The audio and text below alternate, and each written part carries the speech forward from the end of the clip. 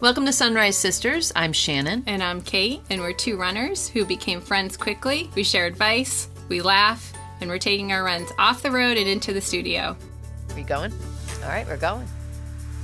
Good morning, Kate. How's your morning been so far? Hi, Shannon. My morning has been just lovely. How about you? It's been good. I just got back from a run. This is our day for all of our listeners who normally hear this.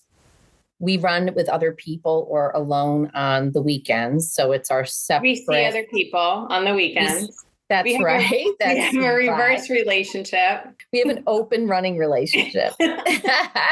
So I went running with my friend Leslie. We went to the rail trail in West Boylston. I had been ambitious and said, let's run 5 miles. I had to walk. I'm still fatigued from my trip and just in general. So we did 4 miles, which I thought was good. But I am radioactive right now. Yesterday was day 1 of bug season. Would you say yesterday you and I ran? Oh my gosh. And had a ridiculous amount of bugs attack us? Yes. And I just think it's funny because I was picturing us running down the road. Like that first stretch when we start is so woodsy and we just, one swat here, one swat there. And then by a couple minutes in, we're just running, waving our arms all over the place. That's all you could do. We looked crazy. We looked absolutely berserk. So the two of us, it was kind of, you could have that like music that goes, da-la-lump, da-la-lump, flight of the bumblebee, da-la-la-la-la-la-lump, da-la-lump, da-la-lump, because first it was a bug, 1 swipe. Another bug, 1 swipe. Then we noticed there was a horsefly circling. And I don't know that we've talked about this. I never see horseflies unless I'm with Kate. They completely zero in on her and circle her the entire run. We would have this one running route where I swear it was like Bill the horsefly hung out wherever horseflies hang out. Field, tree, branch, I don't know. It would show up. It would circle her alone usually, and absolutely terrorize us for like a mile of our run. It was weird. It kept coming out. You kept getting attacked. But this one, it was a horsefly circling above both our heads while gnats and mosquitoes attacked us. You and I are waving, finally went from da-la-lump to da-la-la-la-la-la-la-la-la-la-la-la-la, and the horsefly bit came on the neck. Yeah, I have this welt on my neck, and it was like I was holding my neck for the rest of the run and just like shuffling with one arm for the other. For the, you know what I'm trying to say, right? I looked like you running up a hill. Essentially, I looked like one wing where your hand was up to your neck, where so you had like one chicken wing kind of going. I like waved my elbow and then my hand and just alternated. Yeah, it has calmed down, but they were out again today. Someone told me that if you wear a hat, that keeps the horseflies away. I'm not really understanding the science behind that. Weird that you said that because I was with Leslie and she talked about wearing a hat and that being why? I have no idea. You know why it is for me? I literally bathed from head to toe. I used 2 different types in bug spray. One was oily, so that was disgusting, but it's supposed to be like cutter. Like this is the one that people use when they hunt 10 hours, 100 different bugs. So I first sprayed that. Oh my God. Then I sprayed with like an off, deep woods off, but I spray my hat. But I wonder if it's that they don't see skin. I don't know. This is when we can make up the science. They don't see your skin. They think it's a box or something else, and they don't attack you. That doesn't make any sense. That makes sense. So, why do you think a hat makes a difference? I don't know. So I'm like, is it like being under a rock? I mean, do they just look above and say, oh, they don't see any skin? That's hilarious. Maybe it has to do with the carbon dioxide gets trapped in the hat. Look at Victoria's seems the internet. The internet has helped. Okay, so apparently wearing a light colored hat helps because bugs are attracted to darker colors, but it also, they don't go in, like they don't like to go in the shade. So if you're wearing a hat, they won't, like if you have a large brim hat, they won't go under it. And it covers the sweat from your head. Oh, and what are they attracted to the sweat? Yeah. Oh, well, that's why they're all over me. Because I literally look like I just jumped in a pond. Yesterday, it was 99% humidity. Today, it is 99% humidity. I was soaked to my underwear. Sorry for people who know me and don't want to visualize that. I was soaked yesterday after our run, like I had jumped in a pool. Today, a little bit better. I have a fluorescent yellow hat and fluorescent yellow shorts on. No bugs came near me. Now that could be because I doused myself or because I'm wearing a hat.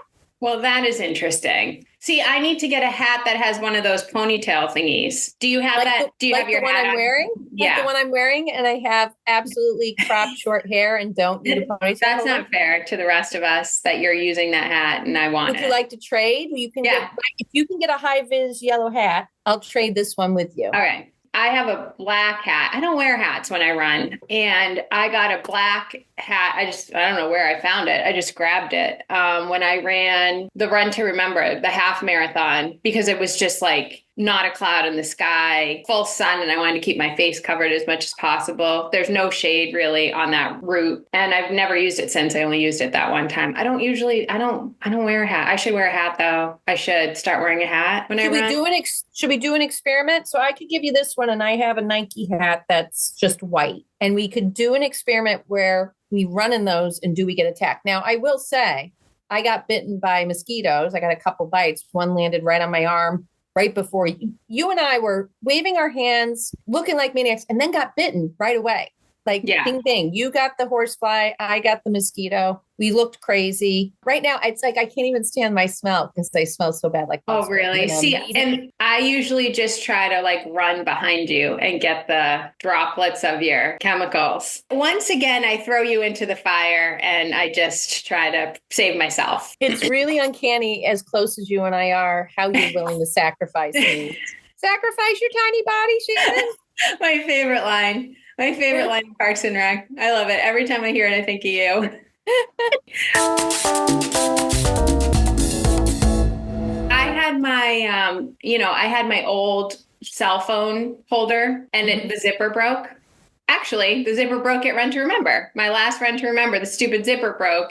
And I'm like, oh boy, hopefully my phone stays in here for 13 miles. It broke just before the start, so I had no choice but to keep going. But anyway, so I used it till its last breath. And then I finally had to pull out my old one because I just haven't had a chance to get a new one. And that one is the one where my buttons always get pressed. You know, even when you think my phone is off, like my face is off, my buttons get pressed. So I'm jamming out to Taylor Swift's 10-minute version of All Too Well, and it kept getting shut off like 3 times. And I'm like, what the heck? So it dawned on me that it kept getting pressed. Where was I going with this story? Your belt, your buttons, 5 miles. Taylor yeah. So, that's where I was going with the story. So I'm not sure if I ran somewhere around 5 miles because my phone shut off because I had pressed it so many times unknowingly. And then when I got home, my phone said, you can access your phone in 15 minutes. That's how many times I pressed it. It shut me down for 15 minutes. So it wasn't recording the last stint of my run. So I think it was about 5 miles or so. My right leg. So that's the other thing with the humidity. The right back side of my leg is so chafed. Nothing else. I don't know what it was rubbing against. My left leg feels fine.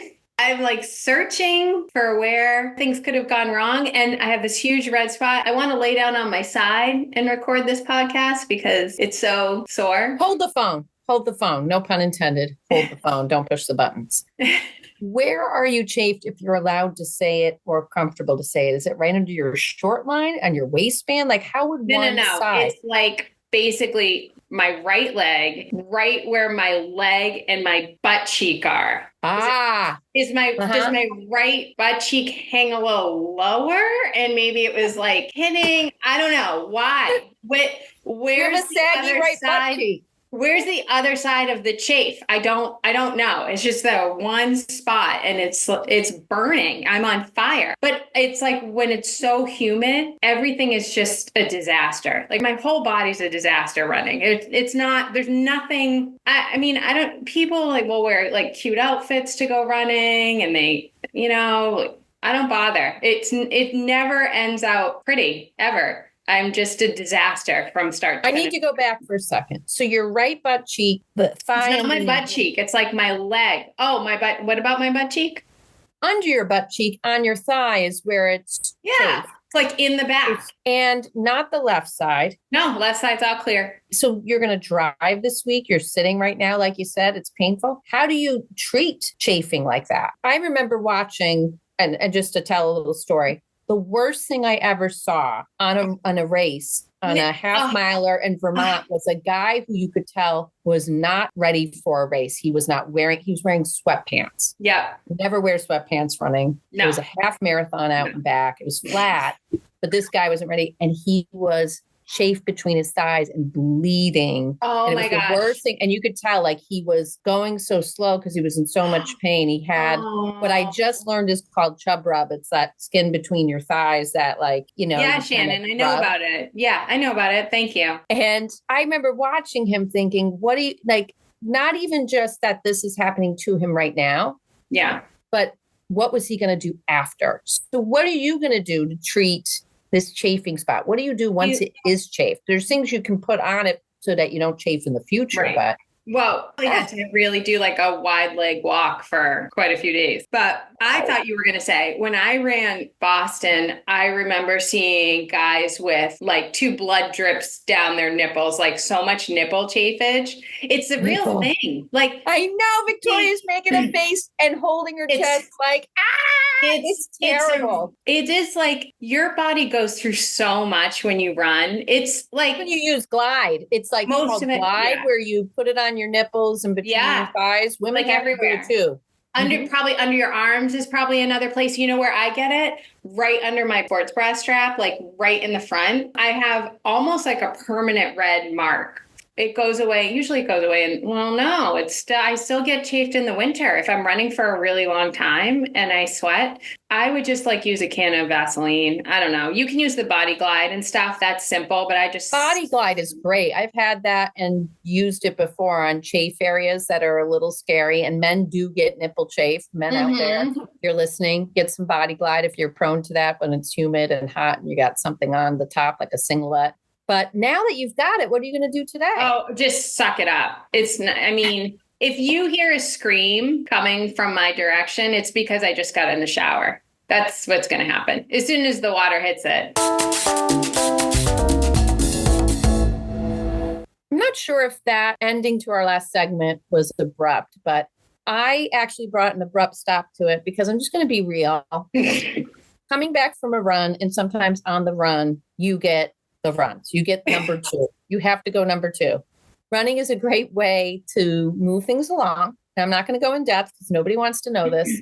But the truth is, a majority of the time that Kate and I are running, we talk about number 2. And if we have to go number 2 or if it's like imminent, because running shakes up your body and allows everything to drop to the bottom. That's what I'm going to say. I don't know if you have anything to add or want to, but I did stop because I needed to. Yeah, if you're a runner, you know this. I mean, I was talking to one of our mutual friends, and she said that there was a woman in the town next to us who used to run with a roll of toilet paper for that reason. I hope she brought like a little doggy bag with her too. I don't know. I don't know all the details about what she brought with her, but whatever. My point is, if you're a runner, you get it. Like, there are a lot of body issues, normal occurrences that you have to work through as a runner. It is, surprises everywhere. Our old running route we used to have during the spring, we would rejoice because porta potties would come out in our route.